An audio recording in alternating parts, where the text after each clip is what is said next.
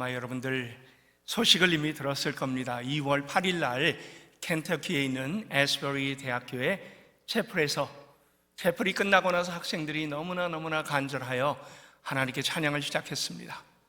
성령께서 그 자리에 임하셔갖고 2월 8일 시작된 바로 영어로 하면 리바이벌이죠. 그 귀한 부흥의 역사가 지금까지도 하루 24시간 쉬지 않고 이어지고 있습니다.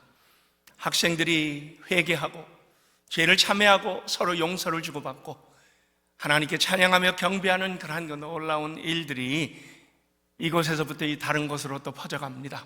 오하이오 주로, 그리고 저 일리노이 주로 퍼져가면서 우리가 3년 동안에 간절하게 하나님을 바라보고 기도했던 그 하나님 안에서의 놀라운 역사가 대학 캠퍼스를 통하여 이렇게 이루어지는 모습들을 우리가 서서히 보게 됩니다. 여러분, 여기에서 우리가 보는 것이 뭡니까? 하나님께서 찾아오신 거지요. 성령께서 그들의 마음에 임한 겁니다.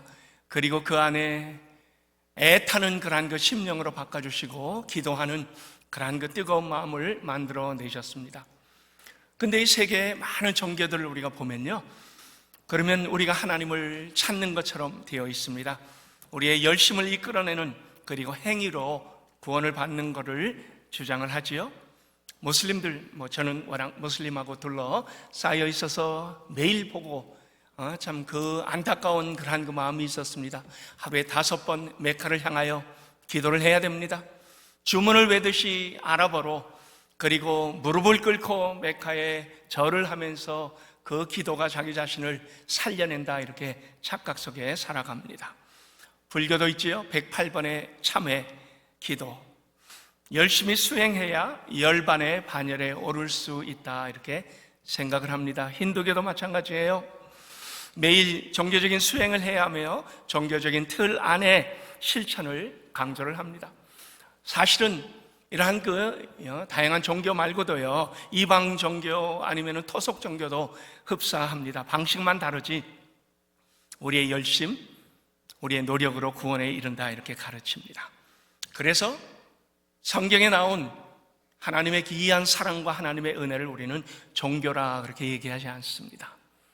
여러분, 우리가 믿는 이 귀한 예수 그리스도 안에서 우리가 함께 예배드리는 이 자리를 우리는 하나님과의 관계라 그렇게 표현을 합니다. 이건 종교가 아닙니다. 창조주인 하나님께서 이 피조물인 우리에게 관계를 맺으시려고 찾아오신 겁니다. 일방적인 인자하심을 보여주시고 다가와서 우리를 바꿔 놓으신 것을 의미합니다. 그래, 이 성경 안에는 다른 종교에는 개념조차 없는 은혜, 거저주시는, 우리와는 상관없이 하나님께서 그냥 부어주신 이 귀한 하나님의 사랑을 계속 강조합니다. 왜요? 우리의 행위로는 우리가 구원을 받을 수 없기 때문입니다. 문제는요, 이 귀한 복음의 소식을 들었음에도 불구하고 인간의 어리석음은 계속 열심에 목매고 있는 겁니다.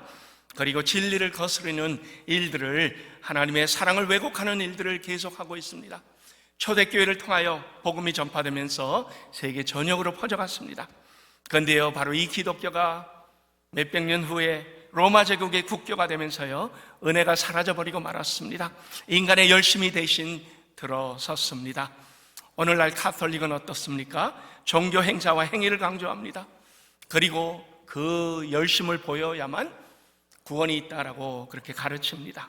마찬가지로 휘랍 정교 아니면 러시아 정교도 복음을 버리고 종교의 껍데기만 가지고 인간의 열심에 목매달고 있습니다. 4년 반이 벌써 됐네요. 불가리아의 단기 선교팀 찬양 사역을 갔던 적이 있습니다. 그때 그 지역의 수도원을 방문했습니다. 여러분, 수도원에 가면 수도사들이 있지요. 아주 거창한 옷들을 입고 있습니다. 그런데요, 그 수도사들이 일반인보다 뛰어난 영성을 가진 것처럼 여겨지기 때문에요, 바로 그것이 그들의 현실입니다. 그래서 많은 사람들은 줄을 서서 그의 손 한번 잡아보려고 노력을 합니다. 왜요? 그의 손을 잡음으로써 영적인 능력이 전달이 된다라고 믿기 때문입니다. 수도원 안에 보니까 거룩한 물건이라 불리우는 성물들이 많이 있습니다. 그런데 그 성물들 앞에 가서 사람들은 머리를 조아립니다. 손으로 만져댑니다. 그리고 또 때로는 키스도 합니다. 그러다 보니까는 바로 그것들이 다 반들반들해졌습니다. 인간의 열심과 인간의 노력으로 하나님의 인정을 받으려는 이러한 그 모습들, 그것이 바로 하나님께서 우리에게 제대로 된 복음을 주셨지만 사탄은 우리의 행위에 집중하도록 만들고 그 다음에 이것을 혼미하게 만들어갖고 더 우리의 노력으로 하나님께 갈 수 있다, 이러한 오해를 우리 안에 만들어냈습니다. 복음의 능력을 인간의 수준으로 재해석을 한 겁니다. 그리고 인간이 열심히 하나님을 감동시키면 우리가 구원을 받는다는 이 천박한 종교로 끌어내려 버린 겁니다. 여러분, 그래서 오늘도 우리가 깨어있지 않으면 얼마든지 이러한 말씀을 오해하고 말씀을 제대로 이해하지 못하는 일들이 가능합니다. 야곱의 약복강에서 하나님과 씨름한 사건, 오늘 우리는 함께 들여다보기를 원합니다. 그리고 성경이 이것을 통하여 우리에게 무엇을 얘기하려고 하는가, 그리고 이 안에 들어있는 귀한 하나님께서 우리에게 주시는 교훈을 함께 받기를 원합니다. 첫 번째로 야곱에게 찾아오신 하나님입니다. 야곱이 형 에서를 피하여 도망을 했지요. 20년 전의 일입니다. 이 사건부터 20년 전에 베델에서 하나님을 만났습니다. 그런데 하나님은 그 이후로 그를 버리지 아니하고 계속 그의 삶에 개입하시고 하나님이 누구신가를 그에게 알려주시는 일들이 진행이 됐습니다. 네, 여러분, 야곱을 보세요. 쉽게 변하는 성격이 아닙니다. 야곱의 기질은 고집스럽습니다. 그리고 자기 주장이 엄청나게 강합니다. 그래서 위기의 때가 오면 어떡합니까? 하나님께 무릎 꿇고 기도하기보다는 자기의 방법을 계속 사용을 합니다. 옛 습관을 버리지 못했습니다. 자, 오늘도 보니까 이 삼촌보다 더 부자가 되었어요. 그리고 야반 도주를 합니다. 왜요? 삼촌에게 모든 걸 다 뺏길까봐 야반 도주하면서 또 다시 도망을 쳐야 하는 아주 처량한 신세가 되어 있는 모습을 봅니다. 그리고 어디로 갑니까? 부자가 되어서 이 고향 땅으로 돌아가고 있습니다. 자, 근데 또 문제가 있습니다. 자기의 형 에서를 이제 만나는 시간입니다. 그래서 야곱은 가축대를 셋으로 나눠서 순차적으로 선물을 보냅니다. 왜요? 형에게 보내는 예물이라 하면 형이 야곱에 대한 분노를 누구로 드릴 것을 간절히 기대했던 것이지요. 그러나 그는 형이 400명의 장정을 데리고 맞으러 나온다라는 그런 그 얘기를 듣고 자기 가족을 먼저 다 피신시키고 혼자 야복강 근처에 남았습니다. 그리고 아마 지푸라기라도 잡고 싶은 그러한 그 심정이었을 겁니다. 절박한 그 심정으로 형의 진로를 어떻게 피할 수 있을까 이렇게 전전긍긍하고 있을 때 바로 그때 하나님께서 그에게 찾아오신 겁니다. 보통 이 본문에서 우리가 어떻게 이걸 이해합니까? 야곱이 집념어린 기도로 하나님께 기도했더니 하나님께서 그를 응답을 해주셨다. 우리도 이렇게 씨름하듯이 기도하면 하나님의 기도에 응답을 받는다라고 그렇게 이해를 합니다. 근데 여러분, 성경을 보세요. 성경에는 야곱이 기도했다라는 구체적인 진술이 없습니다. 어떤 사람과 씨름했다라고만 되어 있습니다. 야곱에게 씨름할 만한 여유나 마음에 이 감동이 일었을까요? 아마 없었을 겁니다. 야곱이 에서를 두려워하는 이유가 뭡니까? 분명 자신에게 있습니다. 속이고 그 다음에 또 도망 생활을 했던, 근데 그때 하나님께서 베델에서 야곱을 찾아와 주셨죠. 그리고 오늘도 야복 강가에 간절한 마음으로 있을 때 하나님께서 야곱에게 찾아와 주신 겁니다.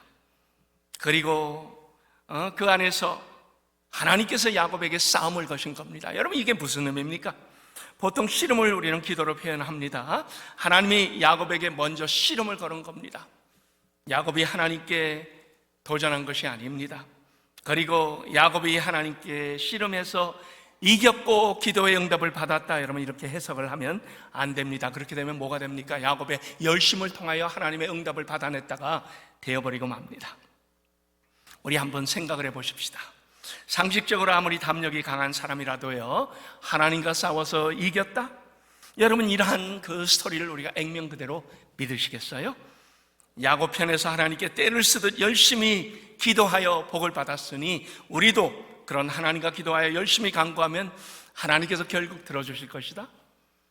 상황이 급할 때 이렇게 기도하고 붙잡고 늘어졌더니 하나님께서 응답하셨으니까 우리도 그렇게 해야 된다. 이것이 사실은 본문에서 우리에게 강조하는 얘기가 전혀 아닙니다. 정말 그렇다고 여러분 생각하세요? 하나님과 같이 주제에 높으신 분이 우리와 그런 씨름할 만한 상대가 안 됩니다. 그래서 야곱이 하나님과 씨름한 것이 아니고 뭡니까? 하나님이 야곱에게 씨름을 거신 것이 되는 겁니다. 야곱을 향하신 하나님의 뜻이 이루어지는 그 과정에서 하나님은 야곱과 씨름을 할 만큼 낮아지시고 그 다음에 야곱을 만들어내시는 그 변화의 귀한 가정을 만들어 가셨다라는 그것이 바로 이 스토리의 주제가 됩니다. 여러분, 모든 성경을 우리가 한번 보세요. 우리가 하나님을 찾은 것은 아무것도 없습니다. 하나님께서 다 우리를 찾아오신 겁니다. 그래서 야복강의 사건은 하나님께서 철저하게 낮아지시는 스토리입니다. 성경은 하나님께서 이 죄인들을 얼마나 사랑하시는지, 앞으로 임하게 될 십자가를 목적으로 두고 성경 안에는 그 십자가가 수북하게 들어 있습니다. 구약은 하나님의 야곱에게 높으신 하나님의 영광으로 너가 와라라고 요구하지 않습니다. 하나님은 친히 육신의 모습을 가지고 우리에게 내려오신 그 사건, 다가오라가 아닌 인간의 낮은 모습으로 다가오신 바로 그 사건입니다. 그리고 친히 서로 엉켜서 씨름까지 할 만큼 하나님은 자신의 보좌를 버리시고 그를 껴안아 주신 겁니다. 씨름하면서 껴안아 주시고 그 아픔을 만져주신 겁니다. 야곱의 고뇌와 아픔 속에 들어와 함께 아파하시고 그 다음에 그를 다시 세워주시는 하나님의 사랑의 모습을 우리는 이 안에서 보아야만 합니다. 이것이 우리에게 뭘 보여줍니까? 앞으로 오실 예수님께서 바로 우리에게 육신을 입고 이 땅에 오셔서 우리의 그 가장 아픈 것을 친히 만져주시고 세워주시는 그러한 그 귀한 하나님의 이 사랑의 방편이 바로 구약 안에도 얼마나 아름답게 나타났다 하는 것을 우리에게 미리 보여주신 그러한 그 귀한 사건이 되는 겁니다. 성경 전체에서 하나님께서 우리에게 주려고 하는 메시지가 무엇입니까? 우리의 노력이나 우리의 열심히 구원을 이루고 하나님을 감동시킨 것이 아니다라는 거죠. 우리는 죄인의 그 모습 그대로 부름을 받았습니다. 여러분, 우리가 부름을 받았을 때 우리가 어떤 처지에 있든지 어떤 상황이었든지 하나님께서 부르실 때는 그 죄인 모습 그대로 우리가 다가왔습니다. 우리에게 결코 이런 노력을 해야만 내가 마음을 열어주마, 그리고 또 우리에게 어떠한 행위를 해야만 너에게 구원을 주마라고 요구하지 않았던 겁니다. 왜요? 우리의 어떠한 노력 그 자체가 하나님 보시기에 다 무의미한 것이었기 때문입니다. 그래서 오늘 본문에서는 씨름을 하나님께서 시작하신 것이라면요, 그러면 야곱의 그 집념 어린 기도가 응답받은 것이 아니다라는 뜻입니다. 이걸 우리가 어떻게 설명을 합니까? 보통 아빠들이 아들들과 씨름을 하죠. 저도 제 아들 준수와 예전에 어렸을 때 씨름을 했던 그러한 그 기억이 많이 있습니다. 그때 아빠가 이깁니까? 어린 자녀가 이깁니까? 아빠는 못 이기는 척하면서 자녀들에게 져주고 용기를 줍니다. 그리고 또 그걸 통하여 그 아빠가 아들을 사랑하는 그러한 그 사랑의 표현을 듬뿍 보여주는 그러한 모습들 아마 여러분들도 많이 경험을 했을 겁니다. 25절에 자기가 하나님께서 야곱을 이기지 못함을 보고, 여러분 이걸 액면 그대로 믿으세요? 하나님께서 야곱 따위를 이기지 못했다, 이게 대체 성립이나 됩니까? 그리고 이 싸움의 결과는 어떻습니까? 야곱이 하나님을 이겼다라고 합니다. 그리고 우리에게 씨름하듯이 이렇게 열심히 기도하라라는 교훈을 주는 그러한 그 말씀이 만약에 이런 식으로 우리가 얘기를 하면요, 우린 성경의 겉면만 읽는 것이지 그 뒤에 숨겨져 있는 하나님께서 우리에게 정작 주시려고 하는 그 메시지를 다 놓치고 맙니다. 우린 성경을 읽으면서 겉모습만 가지고 판단하면 안 됩니다. 그리고 그걸 가지고 결론을 쉽게 내리려고 하면요, 우리는 그 뒤에 하나님께서 정작 우리에게 알려주시려고 하는 그 귀한 교훈들을 다 간과하게 됩니다. 오늘 이 말씀은요, 하나님의 낮아지심을 우리에게 보여줍니다. 그리고 그걸 통하여 하나님께서 우리를 설득하시는 그러한 그 장면입니다. 하나님께서 이 사람과 씨름할 만큼 자기 자신을 낮추신 겁니다. 인간의 모습으로 오신 겁니다. 그리고 야곱에게 간절함을 주셨습니다. 인격적으로 만나 주셨습니다. 그리고 그에게 그 간절함을 통하여 하나님을 더욱더 붙잡는 그 끈기와 그 안에서 그의 변화를 결국은 하나님께서 이루어 내신 겁니다. 저는 한국의 신학생들 다양한 표현들 중에 조금 불편한 것이 하나 있습니다. 산에 올라가 소나무 뿌리 하나 뽑아야만 목회자가 된다라고 그렇게 얘기합니다. 물론 무슨 얘기 하려는지는 충분히 압니다. 그렇게 간절하게 기도해야만 목회자의 인격이 형성이 된다라고 아마 그러한 그 의미를 얘기할 겁니다. 그런데요, 저는 선교지에서 무슬림들이 무의미하게 기도하는 모습을 너무나 많이 봐왔습니다. 우리가 보통 중언부언한다 그러죠. 소리소리 질러대며 격렬하게 기도하면 알라께서 들어주실 것이야 이렇게 막연하게 기대를 합니다. 당연히 그들 나름대로의 희망사항이죠. 그러나 그러한 것이 기도가 아닙니다. 씨름하듯이 소리 질러대며 열심히 소나무 붙잡고 뿌리 뽑는다고 그것이 기도가 되는 것이 아닙니다. 기도는 하나님과 나와 마음이 닿아야만 그것이 기도가 됩니다. 얼마나 오래 기도했느냐가 아니에요. 얼마나 하나님 안에서 영으로 기도했느냐. 그래서 때로 성령께서 우리가 기도할 그 힘이 없을 때 다가오셔서 우리에게 기도의 영도 부어주시고 진정한 하나님과의 그 귀한 연결을 하나님께서 우리에게 허락하신 그 기도, 하나님은 이 관계를 우리에게 원하시지 그냥 우리가 소리 질러대면서 중언부언하면서 듣지도 아니하는 신에게 그 기도하는 그러한 그 기도를 얘기하는 것이 전혀 아닙니다. 보세요, 하나님은 언약을 체결한 야곱을 그대로 두지 않습니다. 야곱은 흠이 많고 죄악된 상황에서 여태까지 헤매고 다녔지요. 그를 회복시켜 주시는 하나님의 은혜가 이 안에 나타납니다. 택하신 자를 그냥 두지 아니하시는 간섭하시는 하나님의 사랑의 손길, 언제까지요? 가장 간절한 때까지 하나님은 때로 기다리십니다. 하나님이 야곱과 날이 새도록 씨름했다는 의미는요, 하나님께서 야곱을 바꿔주시는 그 작업을 이제 본격적으로 시작했다라는 그러한 그 얘기입니다. 여러분, 우리는 이 스토리를 잘 새겨들어야 합니다. 그리고 그 내용을 잘 살펴야 합니다. 야복강은요, 하나님의 언약에 근거를 둔 무조건적인 하나님의 사랑 스토리입니다. 구약에서 십자가를 보여주는 하나님의 사랑, 인간의 죄성을 대표한 야곱의 모습, 그리고 그를 상대할 만큼 동등한 모습으로 그에게 찾아오셔서 그와 씨름하며 결국은 그를 바꿔놓고야 마시는 그러한 그 하나님의 그 아름다운 사랑, 그리고 그 안에서 연약함이 바로 잡혀집니다. 그리고 또 자기의 그동안에 잘못 봤던 그 모든 모습들이 하나님 안에서 이 고쳐지는 그러한 그 귀한 스토리가 바로 이 안에 들어있습니다. 우리에게도 야곱 같은 우리의 모습들, 하나님께서 야곱에게 찾아오셨듯이 우리에게도 찾아오신다라는 것을 하나님은 알려주시고 우리를 바꿔주시는 그러한 그 사랑의 스토리가 바로 이 안에 들어있는 겁니다. 여러분, 우리가 언제 싸움합니까? 절실할 때 하죠? 야곱이 떠돌이 생활하는 내내 하나님께서 야곱을 향한 목적이 무엇이었습니까? 그의 모난 성품을 깎아내시는 것이었습니다. 결국은 그를 이스라엘 12지파의 아비가 되도록 만들어 내시는 거였습니다.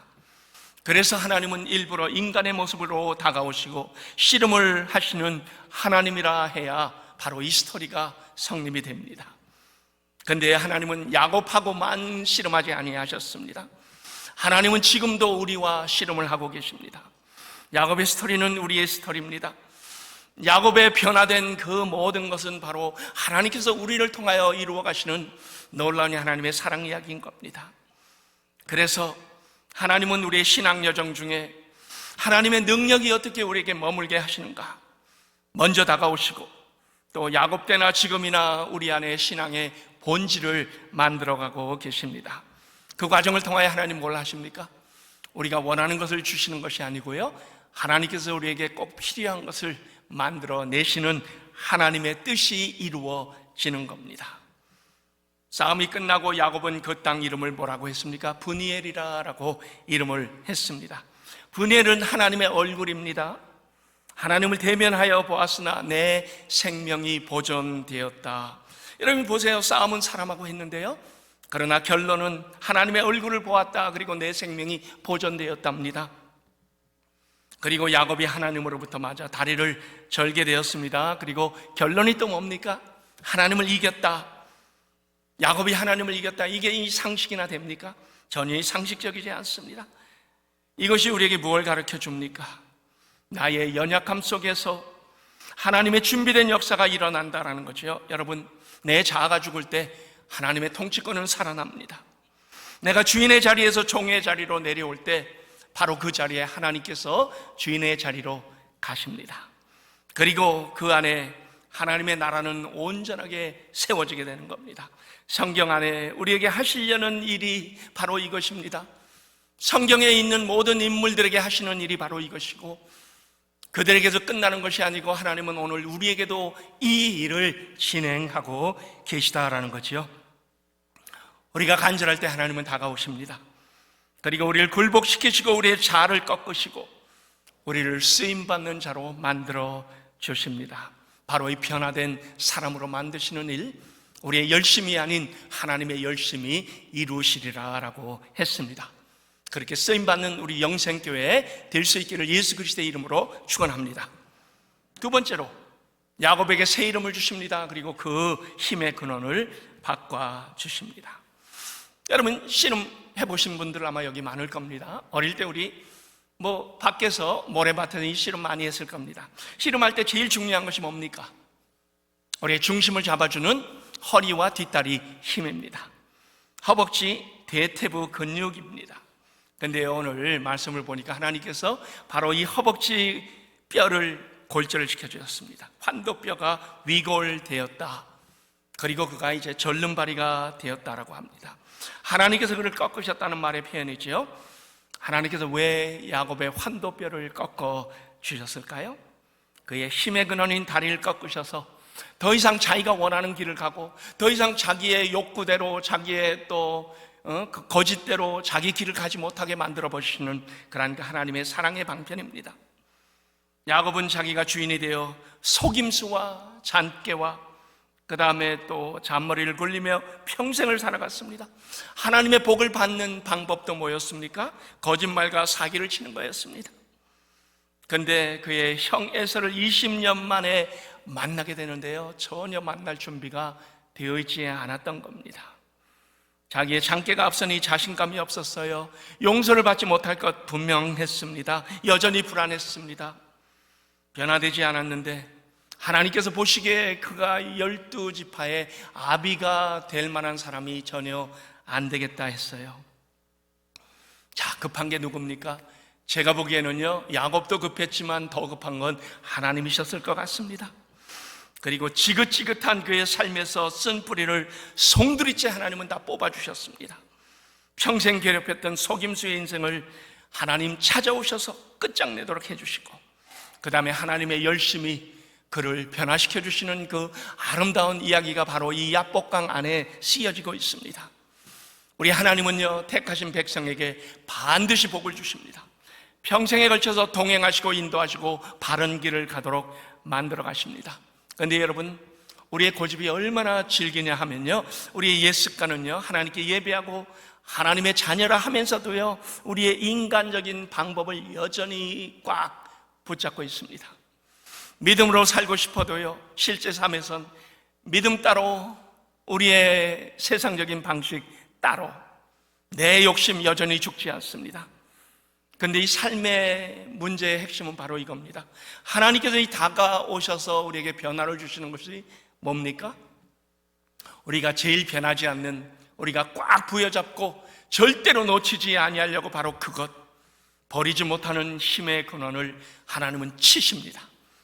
그리고 내가 가장 자신 있어 하는 그것 때문에 내가 교만했다면, 그것 때문에 내가 높아졌다면, 그것 때문에 내가 자랑했다면 하나님은 그것을 꺾어 낮춰주십니다. 그래야 우리는 온전한 하나님 안에서의 모습을 가지게 될 수가 있습니다.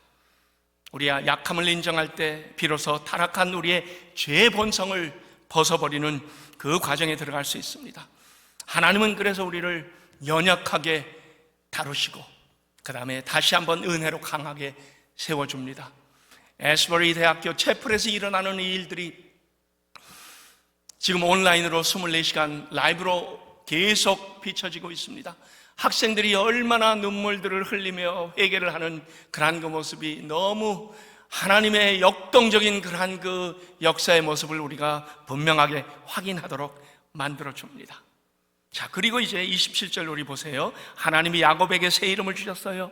내 이름이 무엇이냐? 야곱입니다. 자, 야곱아, 더 이상 너는 야곱이라 부르지 말라. 그리고 이제부터는 이스라엘이라 라고 했습니다. 여러분, 이스라엘이 뭡니까? 하나님과 겨루어 이겼다라는 뜻입니다. 굉장히 의미심장한 그러한 그 뜻이지요. 성경에 이름을 바꿔주시는 그러한 그 일들이 많이 있지요. 아브라함을 아브라함으로 바꾸시고, 그 다음에 또 시몬을 베드로로 바꾸시고, 사울을 바울로 바꿔주셨습니다. 바꾼 이름 안에 무슨 뜻이 있나요?